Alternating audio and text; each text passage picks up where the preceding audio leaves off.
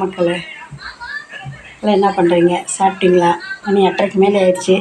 பஜ்ஜி கேட்டார். மணி 6 7 மணிக்கு பஜ்ஜி சாப்பிட்டாரு.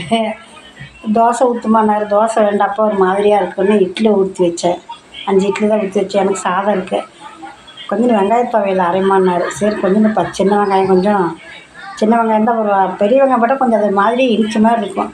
சிறு வெங்காயத்தை கொஞ்சம் அரிசி போட்டு 2 பூண்டு போட்டு, கொஞ்சோண்டு பெருங்காயம், சீரகம் 2, வரமிளகா, தக்காளி போட்டு பச்சையாக போட்டு அரைச்சி அது மக்களை கொதிக்குது. கார சட்னின்னா அது வேறு. இது வெங்காயம் துவையல் அரைமான்னாரு. கொஞ்சம் எண்ணெய் கொஞ்சம் ஊற்றினா நல்லாயிருக்கும். அது பஜ்ஜி சாப்பிட்றதுக்கு தோசை தான் சாப்பிட்டாரு. இட்லி சாப்பிட மாட்டார். இது பஜ்ஜி சாப்பிட்றதுக்கு மறுபடியும் நம்ம தோசை சாப்பிட்டா ஒரு மாதிரியாக ஜீரணமாகாத மாதிரியே ஒரு மாதிரியாகவே கஷ்டமாகவே இருக்குது. ஏப்பம் வரல, ஜீரணமாகலன்னு இருப்பார். இட்லி சாப்பிட்டா ஒன்றும் பண்ணாது. லேட் ஆகுதுமான்னாரு. அதான் ஆயிடுச்சுப்பா அப்படின்ட்டு இருக்கிறேன்.